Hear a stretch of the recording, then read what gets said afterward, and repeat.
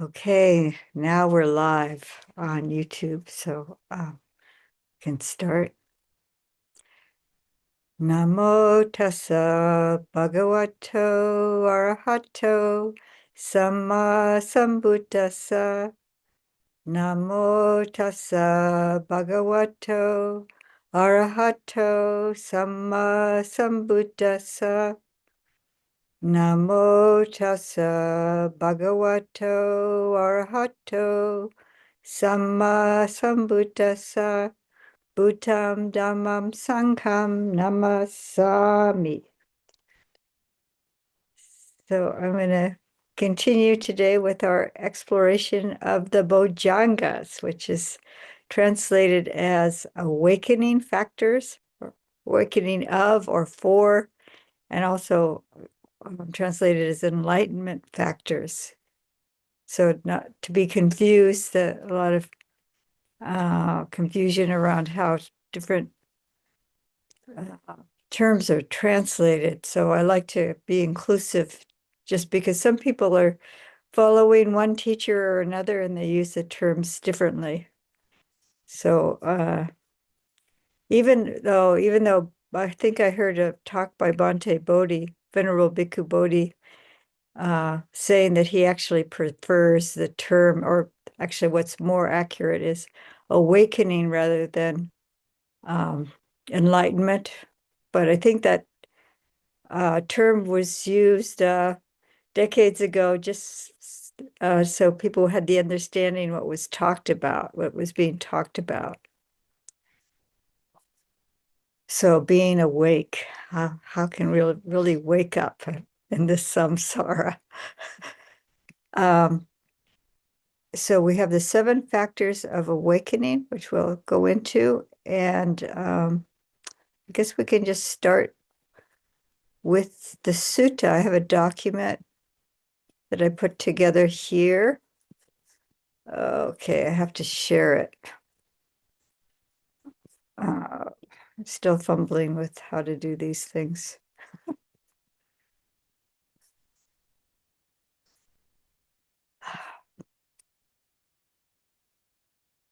Desktop. I think I need to go out. If you click on this one, it'll match again. Yeah. So share. Yeah. Oh, okay. So you can see that now?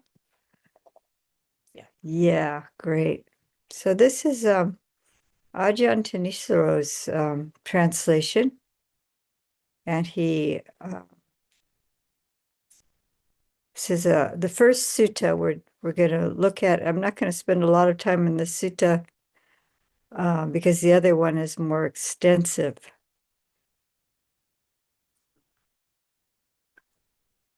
Whoops. I accidentally dropped the number, so I apologize. Oh, okay. So anyway, so this is the first sutta in the connected discourses on the Bojjhangas.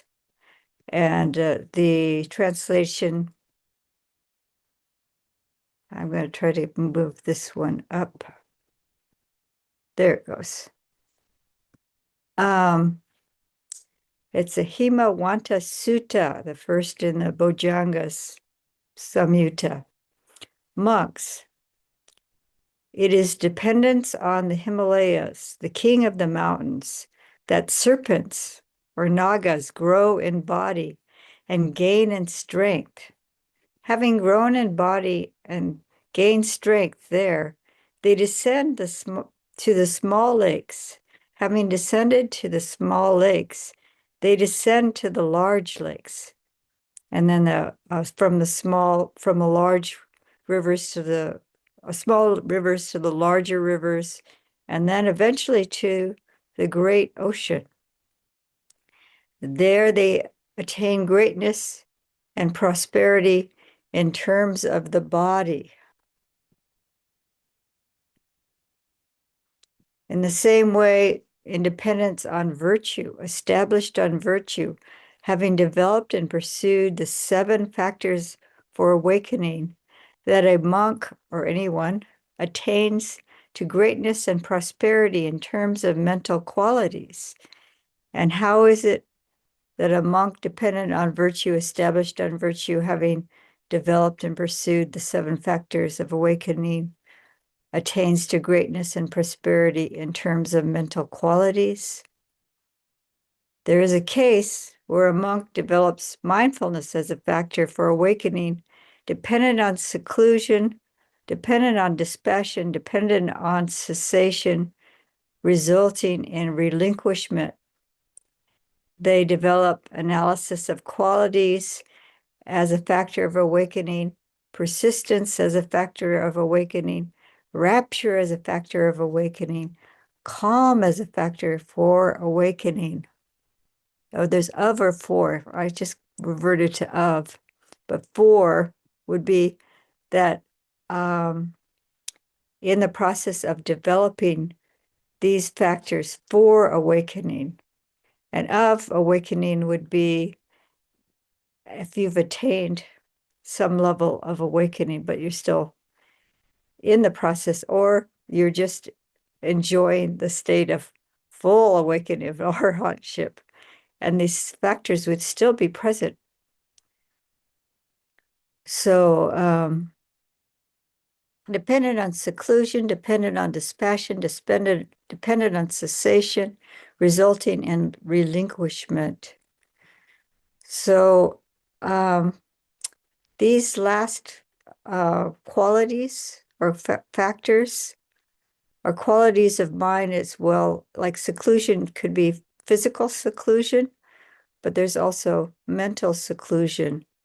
And that would even include Indriya samvara, which is a lot of times translated as restraint of the sense bases, but it's pulling away from all the sensual stimulation, not going out with the all the sense bases.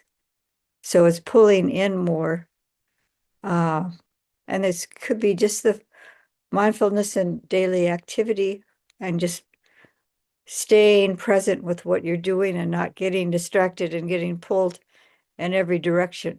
So this is a one aspect of seclusion, and the seclusion will deepen, and different from you becoming physically secluded. Then you can become more mentally secluded, but it's not entirely dependent on the physical seclusion. And it's just like all these other factors here, dependent on dispassion. So you become less and less interested in all the sensual stimulation, dependent on cessation. So this is a ceasing of negative qualities, as well as really the depth where cessation can take us in awakening, and the awakening process, which would result in the complete cessation of dukkha or suffering. And then the relinquishment is that really letting go. But we can be developing these qualities. This relinquishment could also be like being generous and giving. So giving up physically, giving over, or downsizing. I don't need to have so much. When I went into monastic life, we were purging all our material goods. I try to find good places to give away my things. So this is the start of this physical relinquishment, is the starting point for some people for the actual mental relinquishment. And I did find in that process that initially I really relished finding good homes, taking the kitchen equipment to the place where the moms were getting off the street and learning how to cook for their kids, the paintings for people who were going to have their first, it just really lifted my heart, my architecture to some collection to, like that. And by the end, it was just like, I am so done with stuff. Yeah. So it follows this Yeah. pattern. So if you can give up, if you have the ability to let go physically, that helps, that supports, and you can see where you're stuck too, the attachment to some of your life's history that's in a box that you never looked at. And you go, oh, but it was so important at one time, but no, now it really isn't. But then you see that attachment.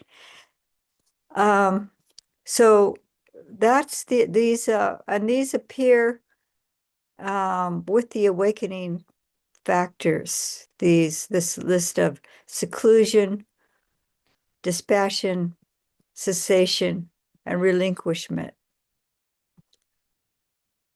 So here I've highlighted Ajahn Tanisaro's translations um,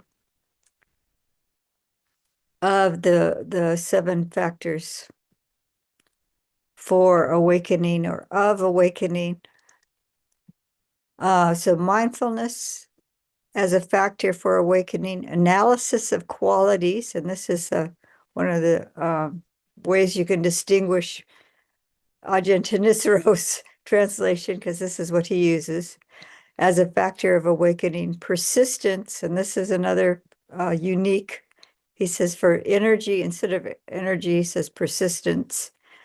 Rapture, calm, it's often translated as tranquility, concentration, and equanimity. So here I have Bhante Sujato's translation of the same sutta, but it's ellipsed, just to, instead of talking about the nagas descending from the heights of the mountain, starting out in small streams and small ponds to larger rivers and lakes and so on.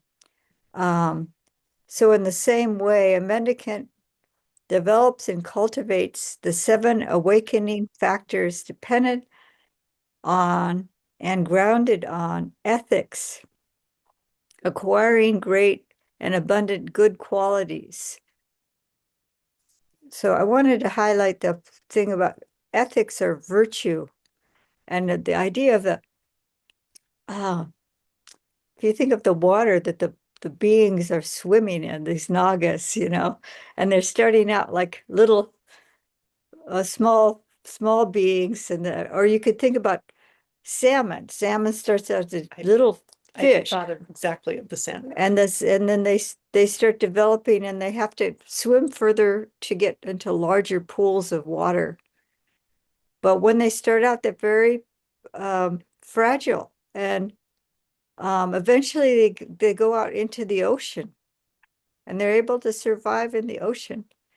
And so our ethics are wholesome qualities, are support for us, and the idea of also not only the enlightenment factors or the awakening factors developing, our virtue is developing, and it's also supporting us, like these great nagas or dragons or serpents are swimming, they're supported, water is supporting them.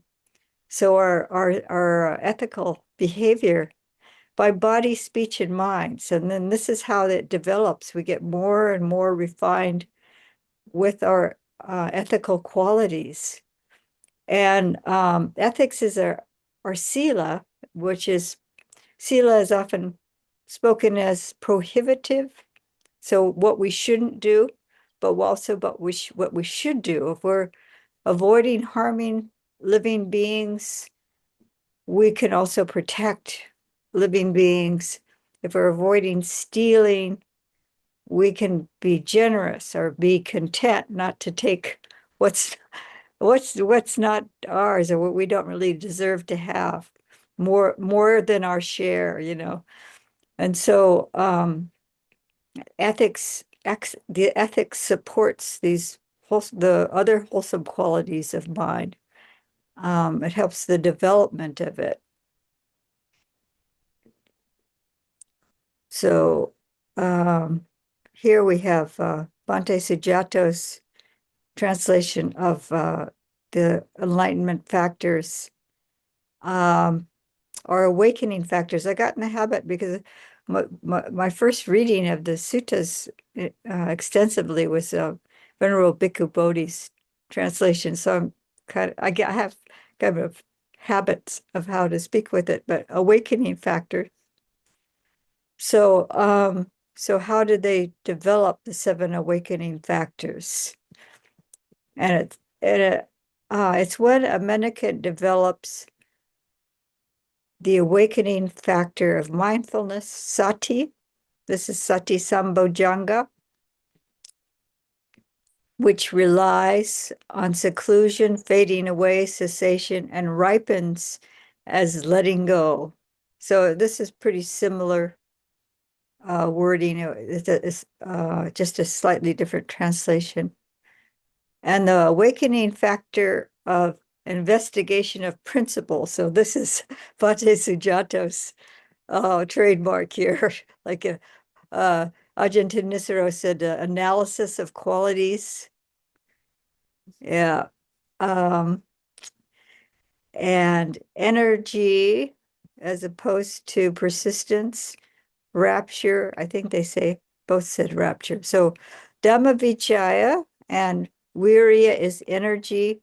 Piti Sambojjhanga, that's rapture. Tranquility, passaddhi. Immersion.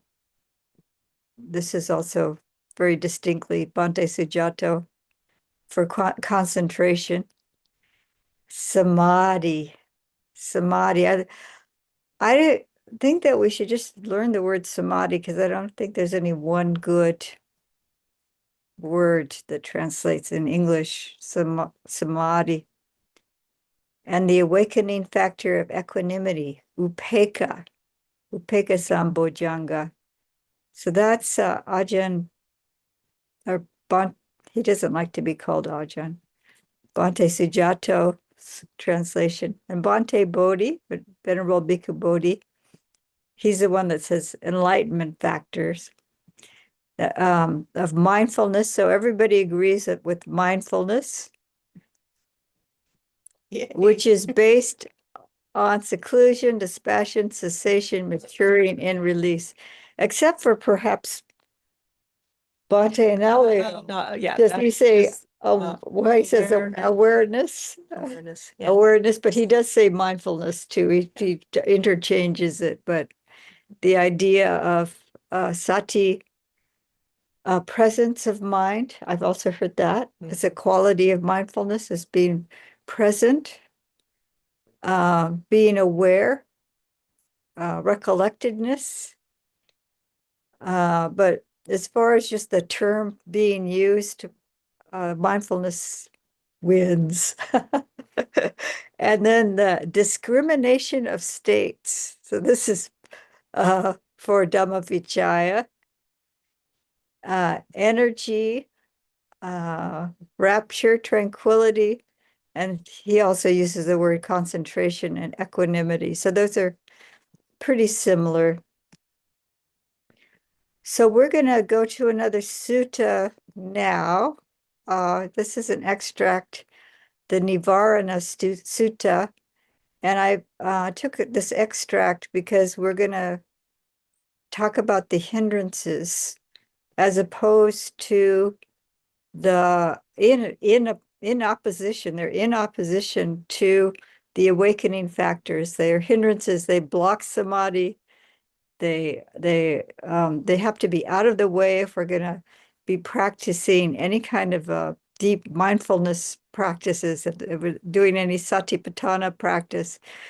But the good news is that if we're developing mindfulness and the other awakening factors, they're in opposition to the hindrances. So they counter the hindrances, and Ajahn Brahm says there's 5 hindrances and 7 awakening factors. So the good guys outnumber the bad guys. So they're in our favor. So anyway, so this is the Nivarana Sutta, and It goes like this is Bhante Sujata's translation. Mendicants, there are these 5 hindrances: sensual desire, kama chanda, ill will, vyapada, dullness and drowsiness, tina mida, restlessness and remorse, udakacha, udakacha kukucha, kukucha. That's a hard one to pronounce. And doubt, vichikicha. These are the 5 hindrances. And then the Buddha states in this sutta, to give up these 5 hindrances, you should develop the 4 kinds of mindfulness meditation. So that's the Satipatthana, and this is how Bhante Sujato translates the foundations or establishments of mindfulness. Uh, so now we're coming to the sutta, a second sutta that I had posted we would talk about, and we'll go on to this one and some depth if we have time for it. So this is the body, and this is Bhante Bodhi's translation. And it was the one that I was most familiar with and spent time, studying and thinking about and trying to practice with. So I'm used to this translation.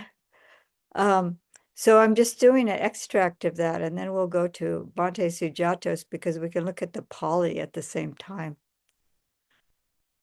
This is that Sawati, bhikkhus, just as this body is sustained by nutriment, subsists in dependence on nutriment, and does not subsist without nutriment, so too the 5 hindrances sustained by nutriment subsist in dependent on nutriment and do not subsist without nutriment.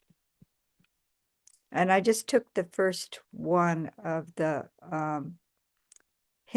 hindrances here. And what, bhikkhus, is the nutriment for the arising of unarisen sensual desire and for the increase and expansion of arisen sensual desire? There is, bhikkhus, the sign of the beautiful, frequently giving careless attention. This is very important word here, and we'll get into the careless attention to it is the nutriment for the arising of unarisen sensual desire and for the increase and expansion of arisen sensual desire. So this is kind of the opposite of right, the first 2 of the right efforts. So it's like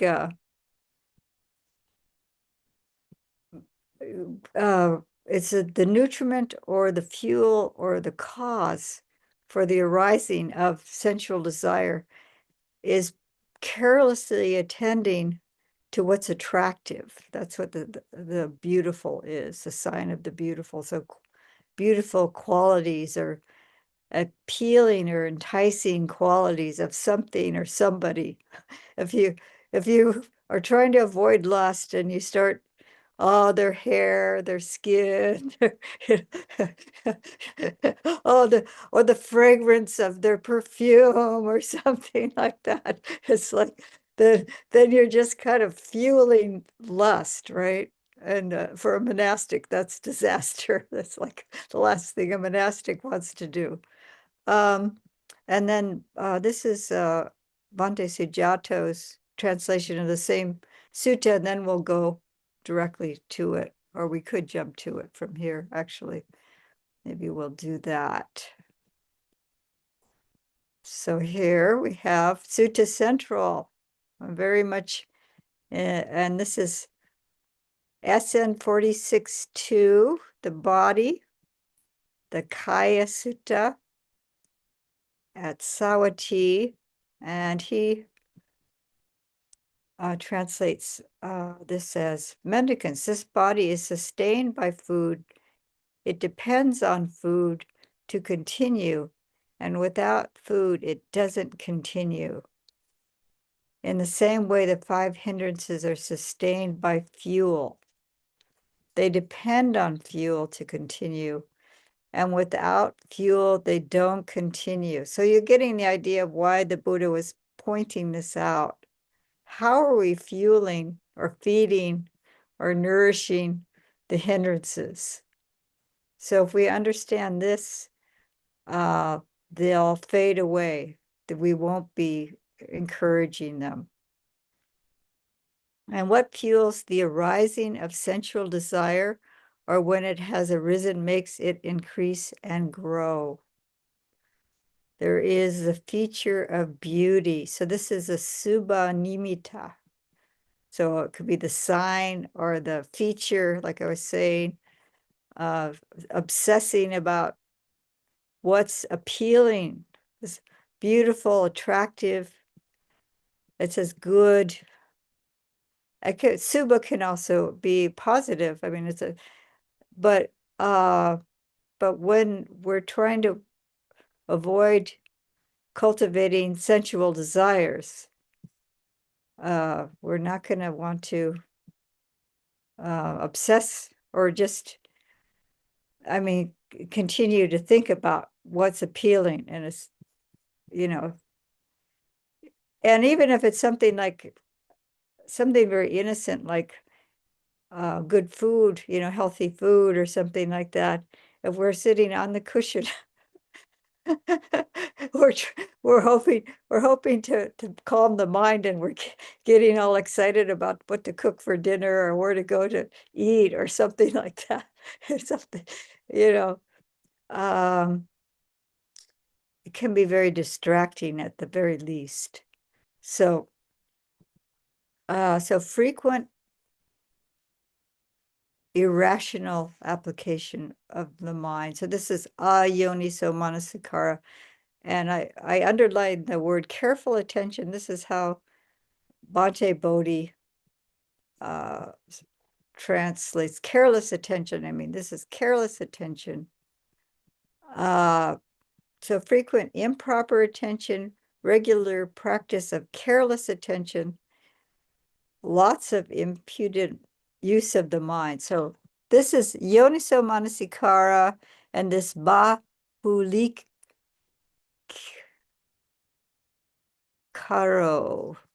bahulikara. So that's just the lots of, or frequent or often, doing it repeatedly. So when it's an unwholesome quality, just perpetuating it by thinking about it again and again, or seeking gratification in it again and again and again, then that's just gonna uh, just aggravate that desire. So that's the fuel for the arising of sensual desire, is it irrational? the I Yeah, I don't see that in this dictionary here, but this is Bhante Sujato's trademark for some of his translations. You can tell right away this is his. So, and what fuels the rising of ill will?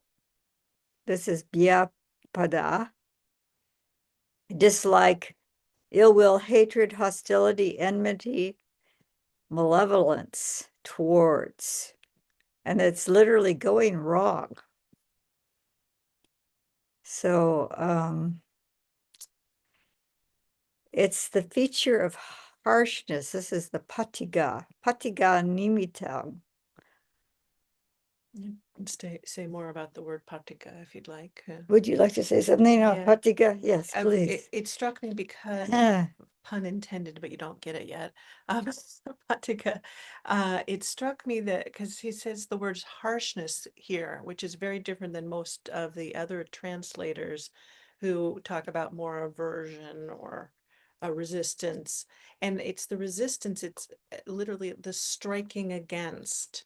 And so for me, this ill will is this pushing against or striking, and that sensibility about it helps me to know when I've been caught by feeding my ill will, because I'm striking against it. So thank you. Yeah. Impingement. Impingement's another word that is I'm pinched. So it can be used as like resisting something, Yeah, resistance. Resistance is But another. it's also aversion. And it gives rise to anger and hatred. So this is the rise of the frequently we're looking at what's unattractive if it's about this site or something we associated. I was thinking about this as just like what we resist what's different or who's different. So this is where hatred comes, different people who are different from us and we don't understand them and we don't like their looks. And so then hatred, you might not even know a person and you start having this negative opinion just because how they dress or what they look like or color of their skin or whatever it is. And so there's this mark. So this is the nimitta is a sign or feature that but then we start feeding on this patiga. We perpetuate the patiga by, um, or somebody that we're associated with, and they rub us wrong. And then we start picking out all the negative qualities. We just start noticing we don't like the sound of their voice. Well, they left the paper clips in the wrong place or something ridiculous, and so it just keeps mounting, mounting, mounting. And this is what the frequent irrational or careless, the not being careful how we're attending. If I'm attending to patiga carefully or rationally, it's like Yannick was talking about seeing in myself irritation.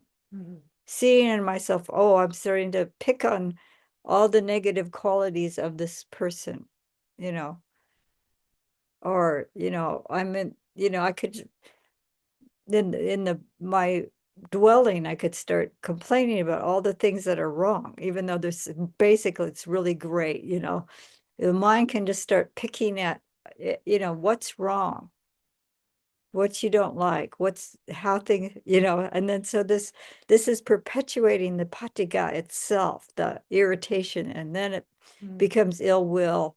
And so that's how it increases and grows. So frequent irrational application of mind to the actual patiga, is fuels the arising of ill will, or when it has arisen, makes it grow and increase. So both the signs or the features, but also just kind of that sense of irritation in oneself, and perpetuating it and carelessly.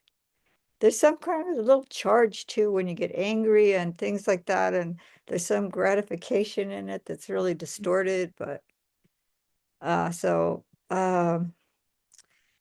obviously we need to look out for that, how we might, if you're an aversive type, be on the lookout, even though those aren't particularly aversive. And if you're a greed type, then watch out for this glomming onto what's attractive.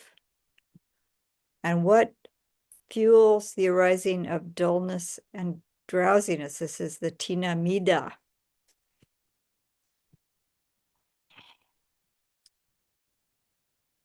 Or when it has arisen, makes it in them increase and grow. There is discontent, sloth, yawning, sleepiness after eating, and mental sluggishness. So this is particularly in meditation and sitting still. This plagues a number of us. But there's the discontent, a boredom also.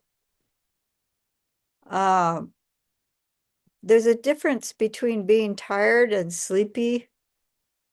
And sleepiness after eating, maybe overeating. but it is boredom, aversion. It could be a form of aversion. It can come up with aversiveness. So you just want to check out. It's just like, I just want to, but maybe you want to meditate and you want to be calm. Uh, but then there's this underlying, like aversiveness or boredom or so, because we're so keen for excitement, especially in this culture. Um, so we have to be discerning. Am I falling asleep or feeling really spaced out because I'm exhausted? Or is this Tina Mida?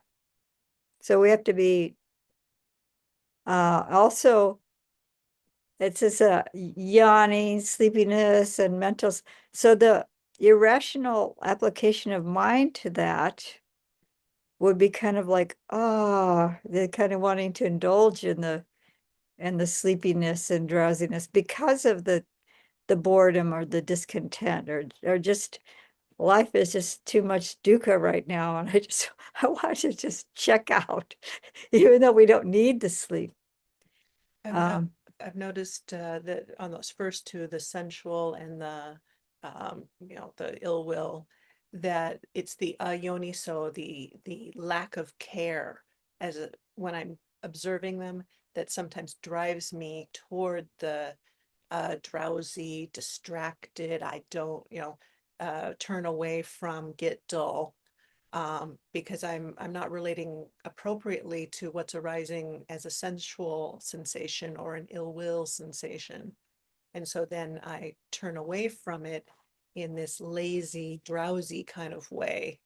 My my my pattern has been more the dissociative type than the pushing away. So I'm tracing that back to the unwise attention to the initial sensations. so then it's like a shift. You've gone from the unwise attention, the careless attention or the irrational Yeah, attention, and then the shifting to, another ill adaptive behavior. no, but you're shifting to I see this drowsiness has come. Oh, yes, So now, now, now it's shifted to observing where is it coming from. And this is yeah. another yoniso. We'll come to the word yoniso, manasikara. And yoni is a source. Yoni is the womb. So the source where things come from. So you're looking at the source. Thank you. Yeah. How So did I you've get got to this? so Yeah, yeah, thank so you. that if you've seen, okay. So then sometimes it's just too late if you've already or you're struggling. For me, it's struggling with restlessness of mind, and I've quelled the restlessness of mind. So that's a kind of aversive kind of too. Mm-mm. And it's like suppressed it. And then you go into dullness, like the mind just because you've exhausted yourself both from the restlessness of mind and the really trying to squelch it. So some people go back and forth between restlessness and sloth and torpor. So yeah, so it takes a while to break these patterns of mind, but the awareness is the key, or one of the keys, but it's a really important factor. So frequent irrational application of mind to those to the sleepiness and sluggishness and yawning, and yeah, this is kind of more pleasant. It's a kind of Bande Gunaratana was calling this sleepiness a Mara. He said, don't give in to that Mara. So, because we like it, we welcome it, we want it. Sleep, ah. So here we're coming to restlessness and remorse. and this kukucha, kukucha. It's a mouthful. It's restlessness and remorse, and it's two sides. Restlessness is towards the future, and remorse is towards the past. So I'm trying to avoid dukkha in the future. Restless, my mind is restless, and how am I going to solve the situation, and what am I going to do about this, and what should I say, and where should I go first, and have I got all my ducks in a row, and and this kind of running along, and You're remorse. agitating me. Just yes. And remorse is, oh, why did I do that? Why did I say that? I should have done that differently. Oh, and then they kind of go back and forth between, well, the next time I'm going to say something differently, and I won't do that. And so it goes back and forth between the remorse from the past and the restlessness towards the future. Mm. So it's a somewhat of a aversive tendency, or it could be a desirous tendency. Either one, either trying to avoid making the mistakes in the future, or having aversion towards yourself for blowing it in the past, or Yeah. wanting, That wanting. that Yeah. it's the I really didn't like what I did there. I didn't like it, so I'm pushing back against the past, and I'm all agitated, often with a sense of ego around it, of like, oh, and then I start like I want to fabricate and shape. So I will practice the conversation over and over and over to like in my next life, next week with that person, I will um yeah, and it's very restless, and it's Yeah. not calming. And then you see yourself having the same thoughts, practicing the same, Over and tweaking over. it just slightly, and then I'll say this, and then I'll do this, but it'll be around and around and around, back and forth between the restlessness and the remorse, often, or it's just in the future. Yeah. My unwise attention pattern was this. I am in the present having this experience, and I'm narrating it in my head with the plan to tell somebody else about it, because only then will it be validated. And I spent a long stretch of my life with that patterning. And I felt like, but I'm really present with it. That's a yoniso, unwise attention. And then now we have these cameras Oh, yeah. in our phones. We were out with Alex. We have to take a selfie so we can post it. So, And that's going to validate our experience so everybody else knows about it. yeah. And then we were talking about the Grand Canyon and how people try to do selfies, and it's their last act is Oh, trying to take a selfie. But it's like, yeah, it's like you can't be in the present moment. You're just rushing back and forth between your memories of the past and mhm. the future. But yeah, then getting other people involved.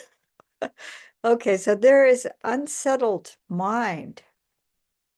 Frequent irrational application to that fuels the arising of restlessness and remorse, or when they have arisen, make them increase and grow.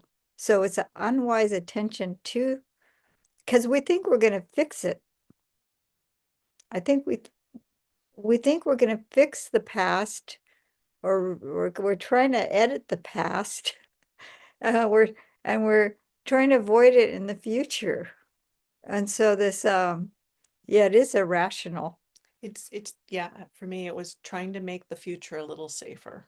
But also there's the unsettledness of the mind. Yeah. And there's another thing where I used to wake up in the night, and then I'd start having kind of anxiety, and I would start fabricating things to be anxious about. I started noticing this Mhm. pattern because there was some kind of unsettledness in the body to start with. Mhm. So to bring the attention to the body, and oh, the body is feeling unsettled for some reason. It could be I woke up with a sound or something, so there was a little bit of a startled feeling. And then there's a little bit of adrenaline going in my system. And then I'm feeling agitated physically. And then I have to come up with something mentally to be agitated about. So how do, or so like I was sitting this morning and I noticed that my hands were clenching up. And then even just like relaxing my hands and going, oh, there's some tension in the body. And then, so that's a more rational approach than just feeding that feeling of restlessness. It's like we try to match what's going on. I mean, if it could be some little bit of mental agitation of, oh, I do have to prepare to go out today, or I have to pack. I do have to pack, but and so there's a little bit of a kind of excitement and no, I need to do things. But then if I start revving it up with all these thoughts of, oh, can't forget this, or I have to do that, and then so that's the unwise attention to it. You just keep feeding it. So that's and it's there's this word frequent. That's this bahulikito or bahulikaro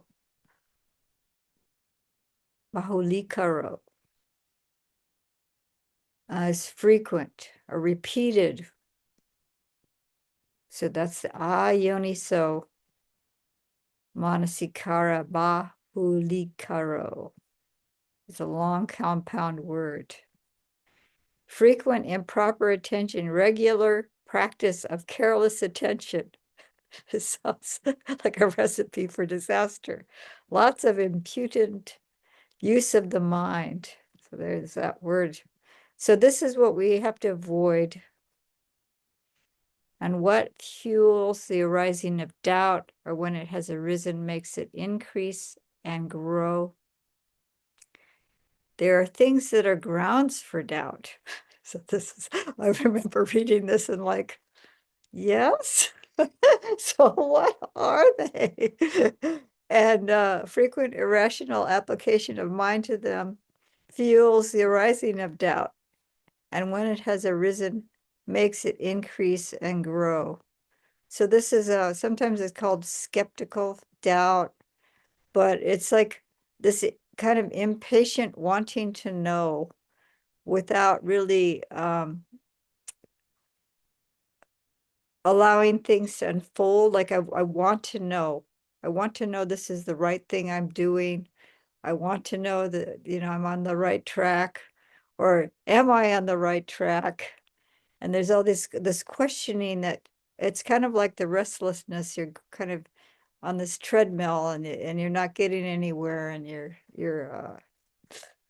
it's not a wholesome kind of investigation.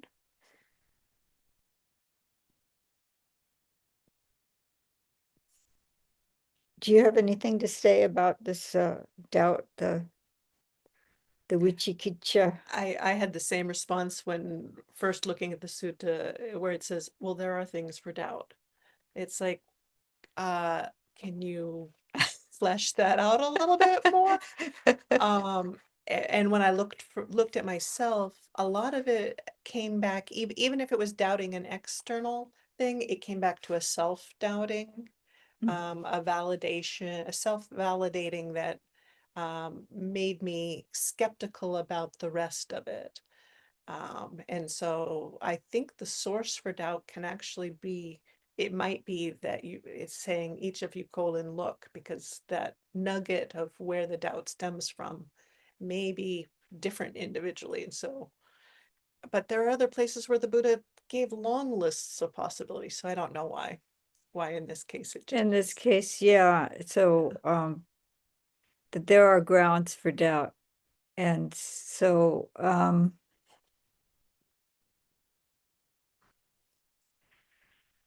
productive things that are productive of doubt and support doubt serving as a basis for doubt is what the translation has here in this dictionary. I think it points to investigation. Well, there's a difference between investigation and like discussing it, or just, I mean, it points to do your own investigation. Oh, I Some see. way of Okay. the doubt. Rather, not skeptically investigate in such a way that you're caught in the investigation, but to actually step back and feel it and go to the source, the yoni of the doubt.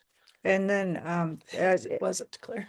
yeah, the source, the womb, but the impatience Yeah. and the wanting to know right now, and then kind of rushing towards an answer before it's like the nagas have to start out as little fish, and then they are little nagas, and they start growing over time. And so this is we have to be patient and see. I think also recognizing that we are making progress and this path is helpful. If we're doubting ourselves or uh, the path, but it's when we start getting impatient and wanting more than we're capable of, is one of the reasons. So to just to see, oh, is this the way I'm thinking about this now? Is it helpful or harmful? This, can I get the sitting here uh um wondering and doubting, is this supporting a supportive mental quality, or is it just causing me distress or uh aversion or something?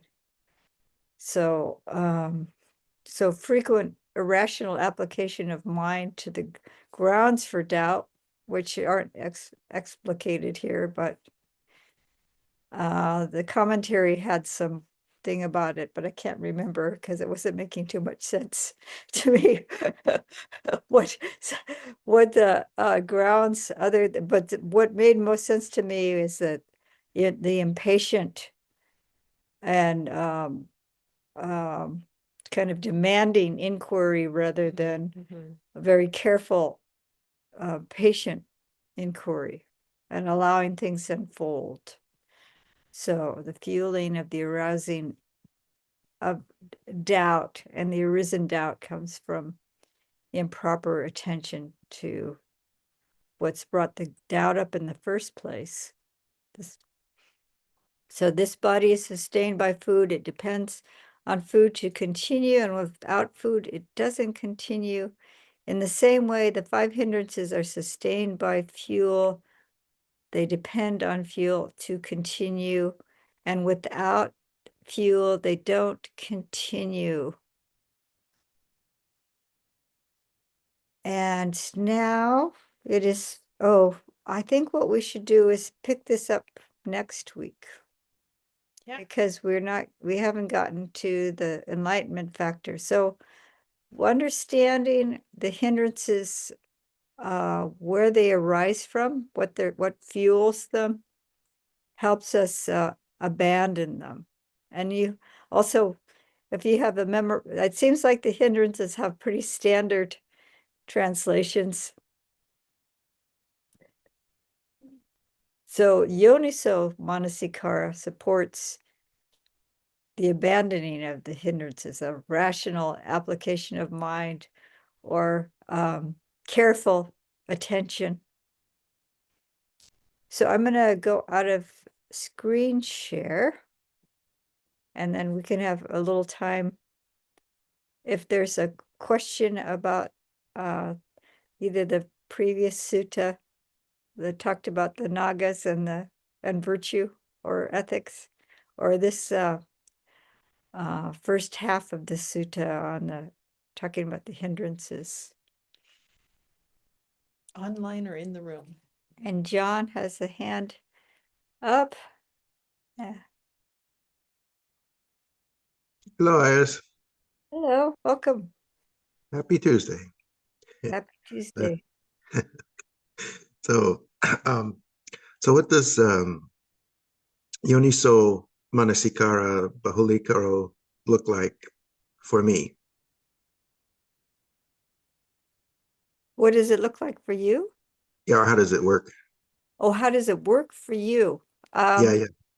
Um, I think each individual has a different way of working with it, but generally, if a person, let's yoni is as a womb, as I was saying, or the source. Yoni so regarding to the source, manasikara is a action of the mind. So the mind is going towards the source of a problem.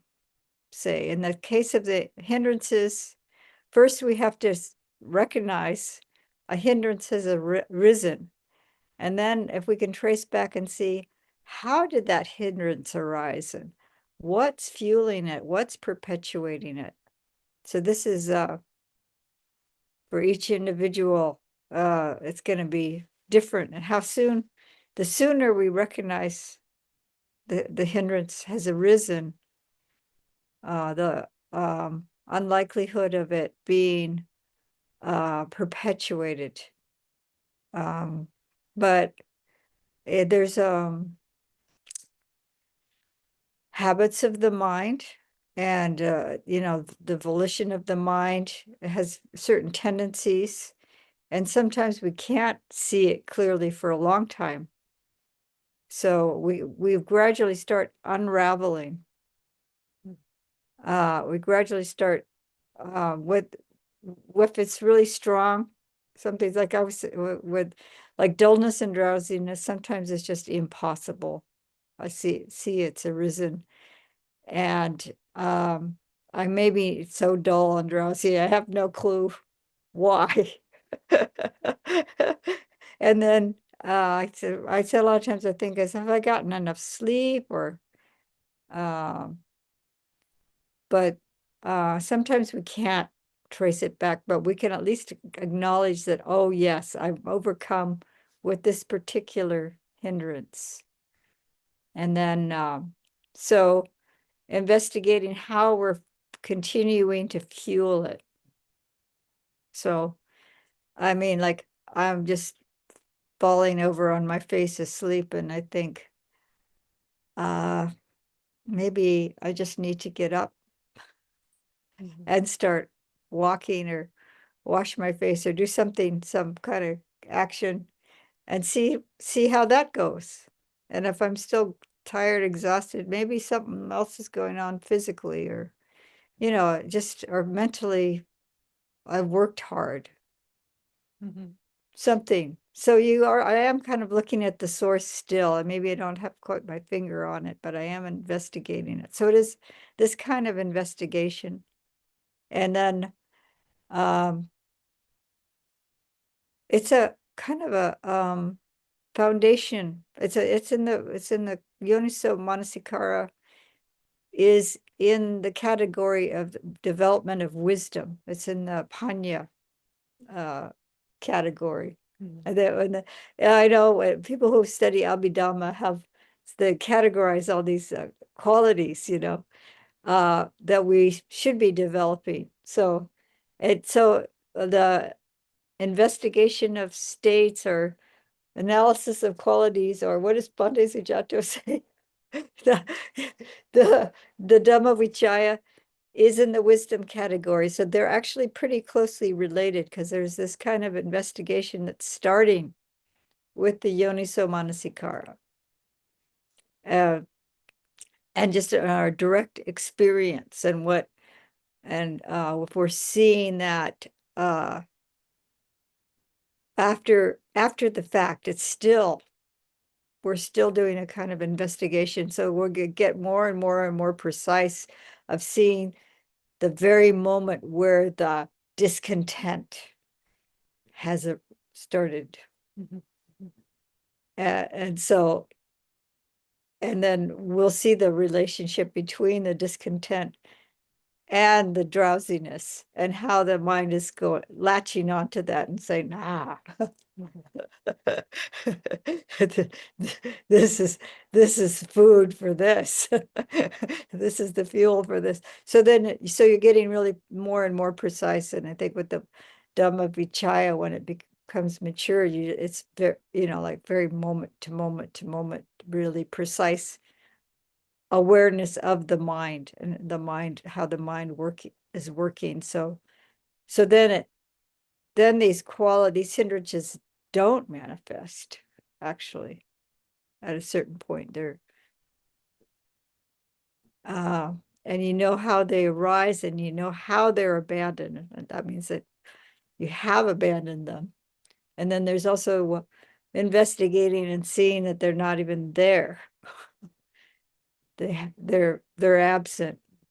And then their roots, you go back to the unwholesome roots. So this is a deeper and deeper dive into the mind, and a more precise. And to be able to know that the unwholesome roots are gone, that means you're arhat.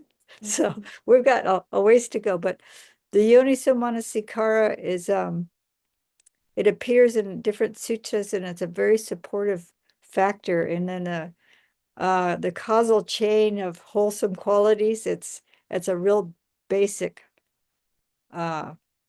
It's like one sutta, and it talks about hearing going and to people you respect, the sapurisas, to hear the Dhamma. You hear the Dhamma, and then sada, or confidence arises, and then yoniso manasikara comes after sada, I think, in that sequence. And so because we have a certain amount of confidence, we start to investigate, and we start to try to understand the Dhamma, and starting to understand the workings of the Dhamma.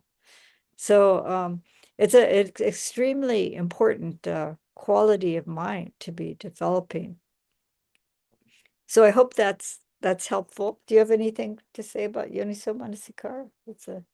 I think you covered the oh, well, I could say one exercise that can be helpful with a partner or just with yourself is if you want to really like explore what is this hindrance, what's feeding this, and then not to go into a rational blah blah blah blah about it. What is the first thing that arises? And it might be totally weird what comes out of your mental mouth, but and then just ask yourself the question again: what feeds this?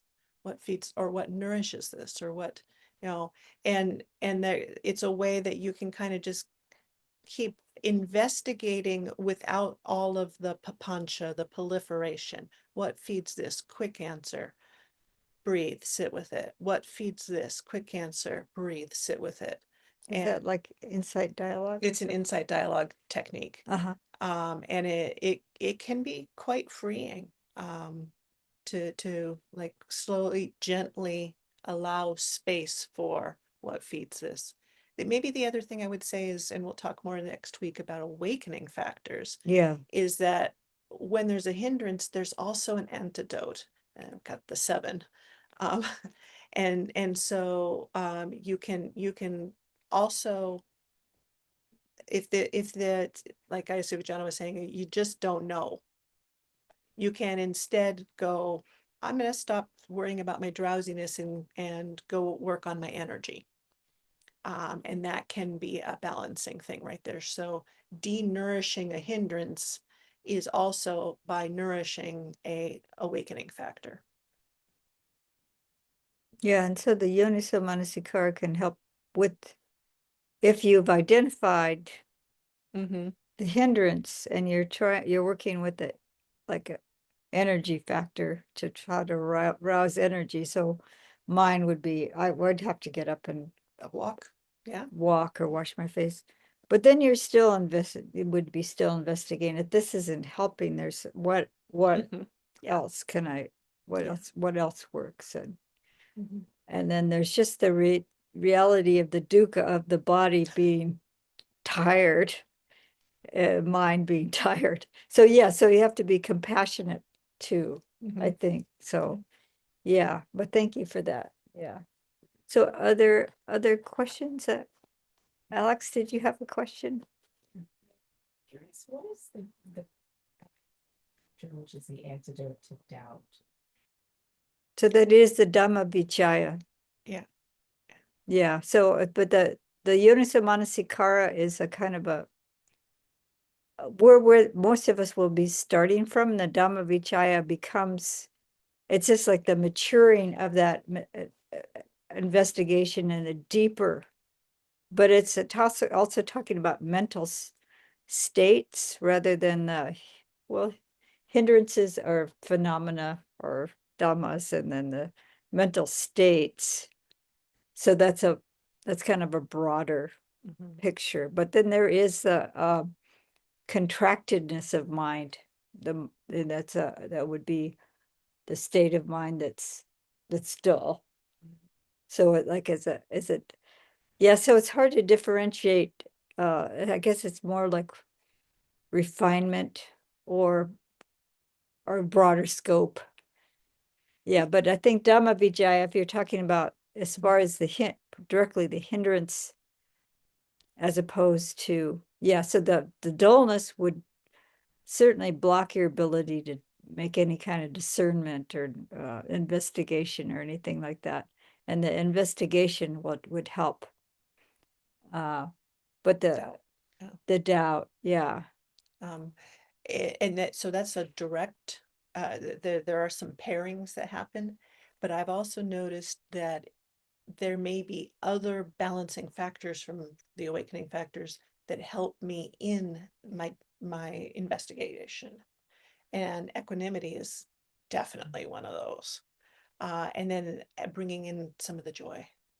So, and of course, mindfulness and, uh, basically all of it. So there's that direct antidote matchup, but behind it, you have the other six factors that are like helping to hold the tool properly. And so sometimes I need to take a broader view into the awakening factors to correct, to wholesomely apply the antidote. Yeah, that's a good point. And also, as we're developing these awakening factors, then it's a kind of like preventative medicine.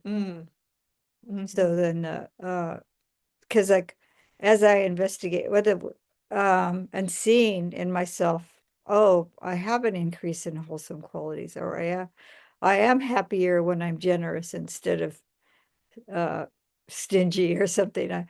So I see, oh yeah, there is a truth here. I'm seeing this, and so as we develop these wholesome factors, then the hindrances are less likely to be arising. So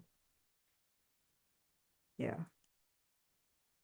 And John has another hand. We could take one more question, I guess, unless it was, and no one else has a question at the moment. No, okay. Go ahead, John. Okay, thanks. So, how do you know when the awakening factor of sati has been developed? Is there a guideline? How do you know when you're not mindful? But I think he's saying as awakening factor, there's like degrees of Right. of And so sometimes starting with the opposite, how do you know when I mean, what is the sensation of unmindful? And if you look at how that manifests, then that can begin to give you a sense of beginning to see the calibration that's happening as you become more mindful. And then, do you want to answer it as far as like how is it perfected?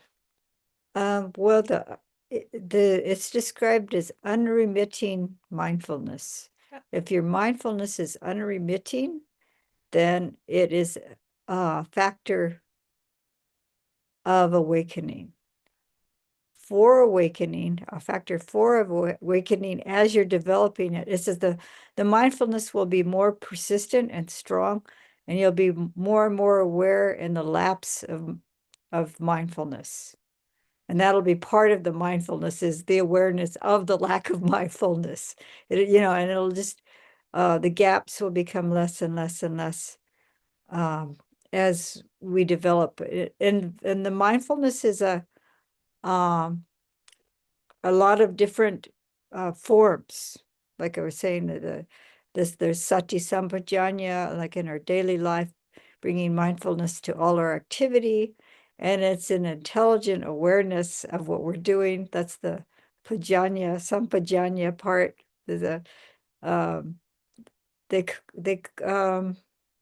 clear awareness, a clear comprehension is how the sampajanya is, but it's the knowledge or wisdom of what we're doing and why, and is it appropriate. So then that really is a firm foundation for other forms of mindfulness, like awareness of, if we're doing the satipatthana practice, of mindfulness of feelings. So I'm aware during the day, even like, oh, this is an unpleasant feeling, this is a pleasant feeling, this is a neutral feeling. So then I'm developing a lot of different forms of mindfulness, and then it's what's appropriate at what time.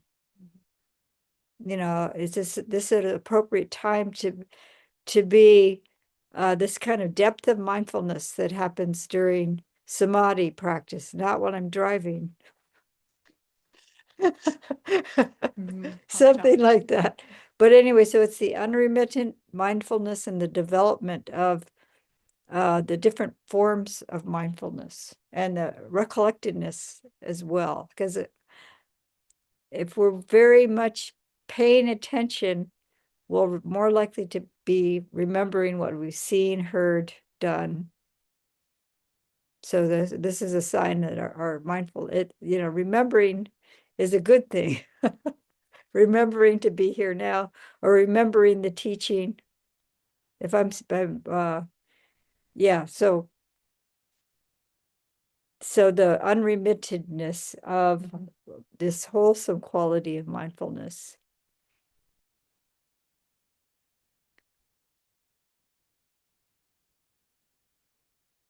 So anyone else, or should we maybe end? It's like it's after, it's a little ways after.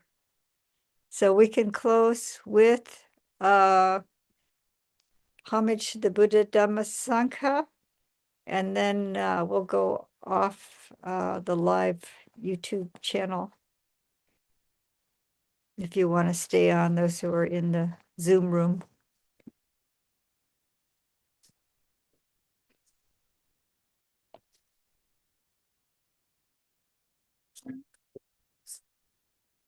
Oh, mindful that we're both a little.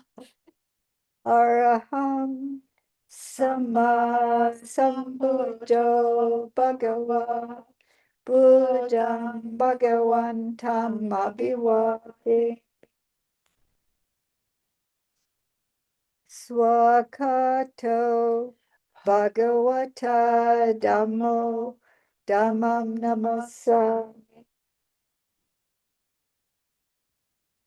Supatipanno Bhagavato Sawaka Sangho Sangham Namami